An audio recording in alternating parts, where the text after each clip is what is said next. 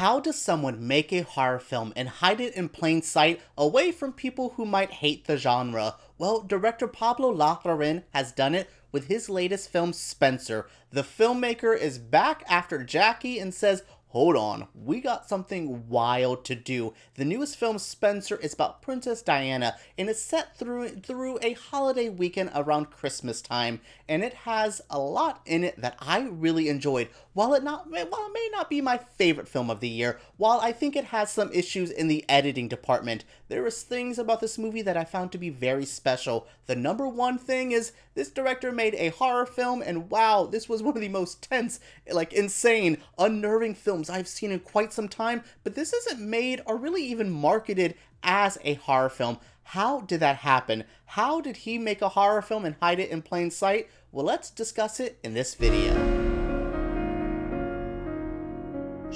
We can't really call this a horror film though. If we say it, it might ruin the chances at the Academy Awards.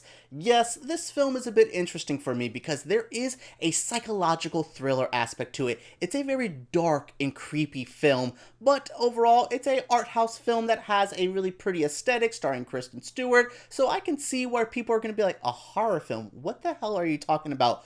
Watch this movie, deal with some in-laws, and have a holiday weekend where you're stuck with family you don't like. Yeah, you may find this to be a pretty terrifying film, but that's what's really interesting is making a movie like this and trying to push it to the mainstream it's hard to do because normally people don't really watch these Oscar-y films, the art house films, and then you throw in that darker psychological element to it and you can scare some people away. What this reminds me of heading into the awards season is Black Swan. So many people didn't see Black Swan as a horror film, but that is one of the darkest, creepiest movies I've ever seen, and that's how I feel about Spencer. Kristen Stewart's Diana is a woman haunted by her family, by the actions of years ago, by the ghost of Anne Boleyn. We will talk about that in a moment. So this is a woman in a hard moment of her life, very broken, she feels like the world's caving in on her, and that's what I really do enjoy.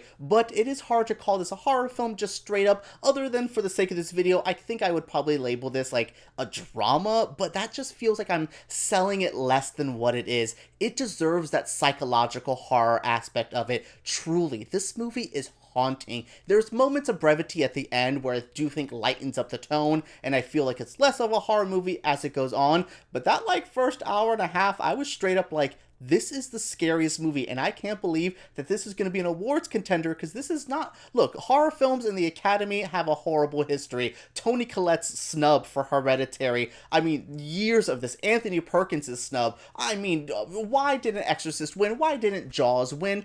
Only Silence of the Lambs is the only film to really push past this. So I will say credit for that. So that's what's a little hard. I will like to say this is a horror film, but let's not say it too loud because we could possibly scare away the Oscar voters. Looking at Spencer just as a movie by itself, before going into all the horror elements, it's a pretty good film. I do think it's a bit top heavy. Kristen Stewart's performance weighs the whole thing. It is all of what it is. The supporting actors, other than Sally Hawkins, don't really do much for me. This is a pretty big one-man show with Kristen Stewart just eating this movie up. In her role, I think she is a good Diana. I will say a bit of an asterisk to some things. I'm not the biggest Diana knowledge person. I was pretty young when she passed, and overall, I've never connected with a royal family drama, with the Diana story. I don't watch The Crown. This just isn't for me. So I looked at this solely as a film without all the extra baggage. And I think whatever character Kristen Stewart is playing, if you don't feel like she's in capturing Diana,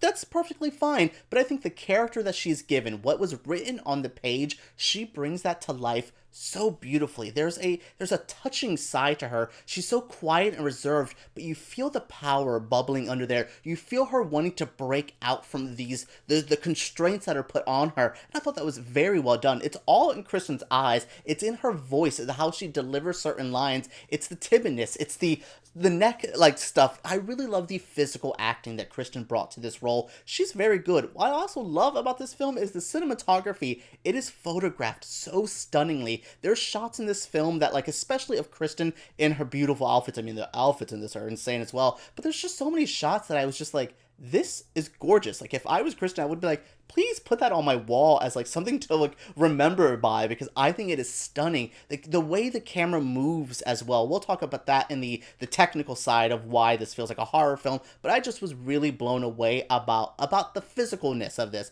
about the attributes that really make this such a powerful film. Again, I do think it's a bit messy, the end drags a tiny bit, but other than those small complaints, this is a pretty damn good movie. Anyone who's ever seen a movie they love, they know the score is the most important thing, especially when you're working in horror. Think of Friday the 13th, think of Jaws, think of Halloween. These are films that have songs or scores that really add to the feeling. Spencer is no different. Jonny Greenwood, the composer of this film, music by, oh my goodness, bro, you went ham. This is like a frenetic jazz score that left me unnerved the whole time.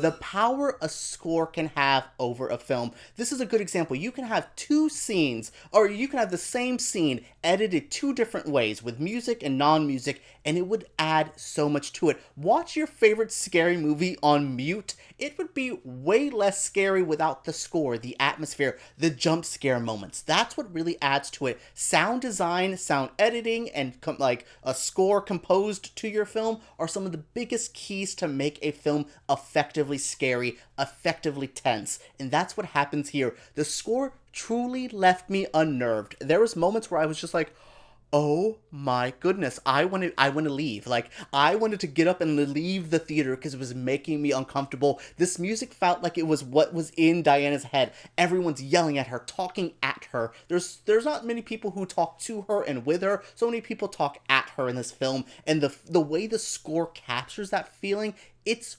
amazing. Looking up Jonny Greenwood, who is like music by in this film, my goodness, that Radiohead background really added to this. The sound sounded so cinematic, which if you're a Radiohead fan, their songs can sound larger than life. That's what the score did. This score is so amazing. You add this score onto like Paddington the Bears movie, and that movie is now terrifying. You add it to Mrs. Doubtfire, and that movie is now terrifying. That's what I love about this score and why it stands out to me. It's just beautiful. It's scary, but it's beautiful. And then there's moments of brevity, like where you just go, okay, and then you just see someone creep in the background because there's this looming figure who's watching Diana through the whole film, and then you're like, oh, like, it's just the score. I'm just so amazed by it. This is something I would like to listen to. Like, if I can get it on a vinyl, I would have a terrifying day at my house thinking I'm getting watched by, like, the queen and her 1,000 corgis. But yeah, I like this score, and I think that's what really adds to the horror aesthetic.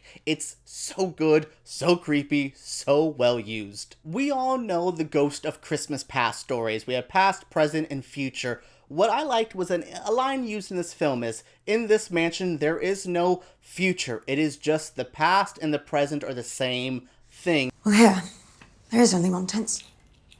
There is no future. Past and the present are the same thing. Which ties into a very interesting figure that we see in this film, and it's Anne Boleyn. I am not much, again, I don't know much about the royal family, so then you add Anne Boleyn. Girl, I don't even know much about American history. So yeah, the Anne Boleyn story I have known about. I knew a little bit about what she had went through, but wow, comparing those stories together and having the ghost of Anne Boleyn be there in key moments, it really adds to this feeling of just a haunted vibe. Diana lived a haunted life in this film, and Anne Boleyn is kind of the ghost of what she can become. This is a woman who was beheaded by her husband, the king, because he said she was having an affair, but in reality, he wanted the new girl to move in. Like, for real, that feels very similar to Diana's story in a lot of ways, where they basically, like, put her out there to die by the paparazzi just so Charles can have his affair with Camilla, and then he invites her to Christmas. Yo, yo, for real, I would have just straight up took off my earrings. Like, I don't know. Diana is a strong figure in this film, but I feel bad because Anne Boleyn was not allowed that. So then you have this sad, tragic element to this. This film feels like a Greek tragedy at times where you know the ending. Even though if this movie ends happily, you know what the future lies. And that's what makes this such a heavy, such a dark film. You have the ghost of Christmas past here with Anne Boleyn, but then you also have the future because we know where Diana goes. Then you have the present with the Queen. The Queen has one of the most harsh moments in this of just like her and Diana really don't speak a lot in this movie, and the one interaction they have where they actually speak to each other, it is the coldest, most distant things. I often joke that I love cold, distant moms and things, but yo, I know why Charles is a hot mess, because if anything like this, wow. But yeah, that's what's really interesting is the ghost of this film, the heavy haunted vibe that is here. Again, maybe not straight up horror films when we think of ghosts or hauntings, but that's what really made me feel so connected with the story, was that Anne Boleyn things. I've seen some people say it's a little on the nose, and I'm like, cool, I don't know where my nose is then, so, because I didn't understand those connections until the movie sold it for me. There's a moment at the end where Diana's about to do something crazy, but Anne says, bitch, no, like, don't do that, like, you're stronger than that, like, I understand where you're coming from, but do not let another man bring us down. Like, we are supposed to be strong women in this, and it's a sad scene, it's a scary scene, it's a haunted scene, but it's still, there's a moment of it, like good horror, where you go, oh, wow, like that's why I really was consumed by this moment and thought it was so important, so impactful, and the whole Anne Boleyn thing really helped add the horror vibe. It was a presence that needed to be here, and it's one of the reasons I really like the film. Before I started this video, I enjoyed the film. I had a good time with it. I thought Kristen Stewart did good, but by the end of this, I've grown a even further appreciation for this. This movie is how you sell something dark, haunted, and creepy to a wider audience. This is how you say, we can like Trojan horse horror or darker themes into something. We'll just give it a nice pretty bow. We'll add the beautiful costumes, the aesthetic of the cinematography, the good big names of actors we'll have in it, but it's still going to be one of the creepiest, most impactful, the most haunting films you will see all year. That's what I really like about Spencer. Now I'm thinking about it, and wow, I like this a bit more than I thought. Alright everyone, what did you think of this film? Are you a fan of Spencer? Is this a movie that you find to be enjoyable? Do you see the horror aspects? Do you feel that this movie is a bit darker and a bit more haunted and heavier than most people do? Let me know what you think down in the comments below. Subscribe to my channel, and make sure you guys give me a thumbs up, because YouTube takes those way too seriously. Alright guys, let's talk about Diana, the royal family, and Spencer down below.